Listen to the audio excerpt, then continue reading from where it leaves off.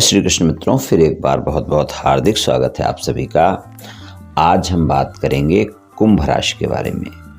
कुंभ राशि को पूरे वर्ष 2023 में किस तरह के परिणाम मिलेंगे, उसके बारे में कुछ महत्वपूर्ण जानकारियों के बारे में बात करेंगे और अंत में उपाय की चर्चा भी करेंगे। इसलिए वीडियो को पूरा अंत तक देखें व सुने, तभी आप कुंभ राशि वालों के वार्षिक राशिफल 2023 के बारे में जो महत्वपूर्ण जानकारियां हैं उनके बारे में पूरी जानकारी प्राप्त कर पाएंगे। ये राशिफल चंद्र राशि पर आधारित है, यानी मून साइन पर।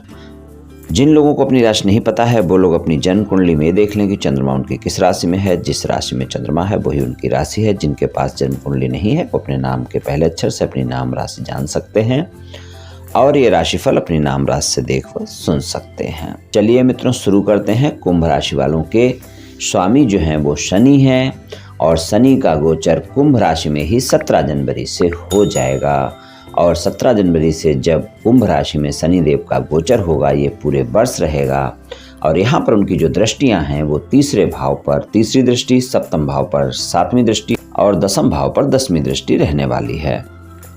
और धन और आय भाव के जो स्वामी हैं वो गुरुदेव हैं, जो पहले धन भाव में ही रहेंगे 22 अप्रैल तक, और 22 अप्रैल से उनका गोचर तीसरे भाव में यानी मेष राशि में प्रारंभ हो जाएगा। और 22 अप्रैल तक जो गोचर उनका दूसरे भाव में रहेगा, दृष्टियां छठे भाव पर, अष्टम भाव पर और दसम भाव पर रहेंगी। और 22 अप्रैल से जब मेष राशि में आएंगे तो पंचम दृष्टि सप्तम भाव पर चली जाएगी और सप्तम दृष्टि नवम भाव पर जाएगी और आपके एकादश भाव पर उनकी जो है नवम दृष्टि जाएगी गुरुदेव की। राहु 30 अक्टूबर से दूसरे भाव मीन राशि में अपना गोचर प्रारंभ करेंगे।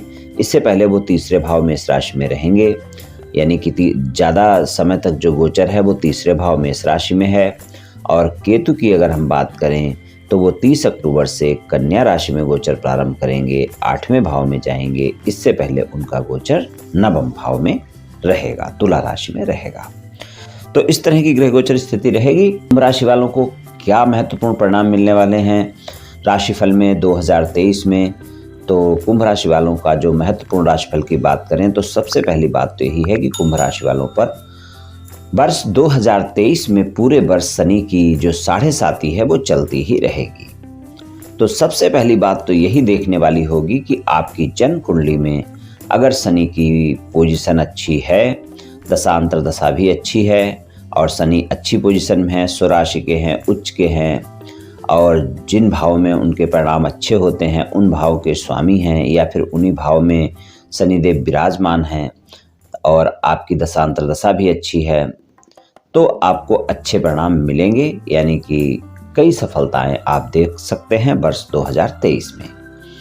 और अगर मान लीजिए शनि की पोजीशन अच्छी नहीं है वर्ष 2023 में, आपकी जन्म कुंडली में और दशा अंतर दशा भी अच्छी नहीं है और जिन भावों में वो अच्छे परिणाम देते हैं उनके स्वामी भी नहीं हैं और वहाँ पर वो विराजमान भी नहीं हैं, तो फिर आपको अच्छे परिणाम नहीं मिलेंगे। तो सबसे ज़्यादा इस वर्ष आपको जो ध्यान रखना है वो आपने अपने सभी संबंधों में, चाहे प्रेम संबंध हो, चाहे पारिवारिक संबंध हो, चाहे व्यापारिक संबंध हो, चाहे वैवाहिक संबंध हो, सभी संबंधों में एक बात का ध्यान रखकर चलना है कि आपको गलतफहमियों से भी बचना है और आपने वाद विवाद से बचना है और तनाव से बचना है, वरना तनाव इस वर्ष आप पर हावी रहेगा, क्योंकि 7.5 जो है आपको तनाव अवश्य ही देने वाली है।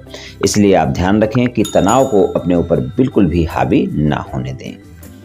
धन के मामले में आपको अप्रैल तक तो अच्छे परिणाम मिल ही रहे हैं। 22 अप्रैल तक तो धन और आय भाव के स्वामी का गोचर अच्छा है ही, और उसके बाद भी तीसरे भाव में भी जब जाएंगे पराक्रम बढ़ा रहेगा। आप अपने कार्य क्षेत्र में अपनी मेहनत से और धन कमाएंगे, यानी आपकी आय होगी।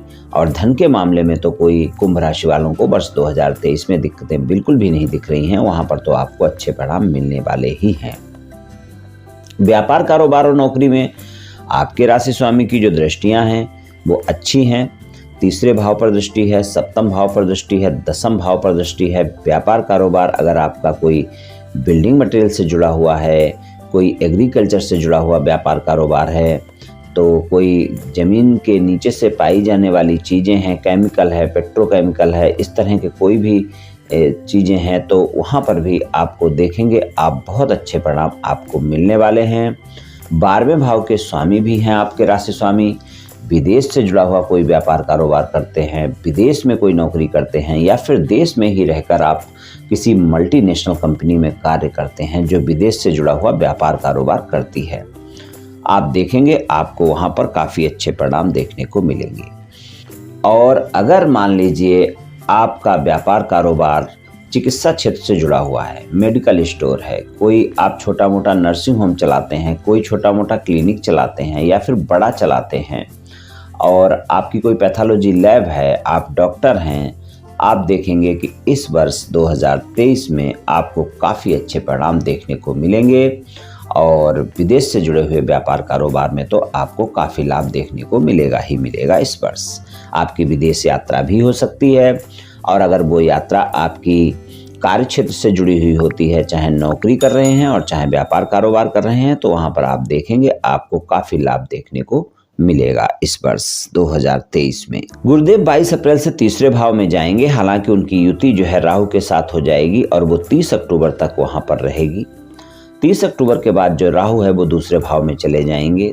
वर्ष के अंतिम 2 महीने आपको अपने पारिवारिक संबंधों में ज़्यादा ध्यान रखकर चलने की जरूरत होगी। और गुरु की युति जब 22 अप्रैल से 30 अक्टूबर तक तीसरे भाव में होगी, छोटे भाई बहनों के साथ भी संबंधों का आपने विशेष ध्यान रखकर चलने की आवश्यकता होगी।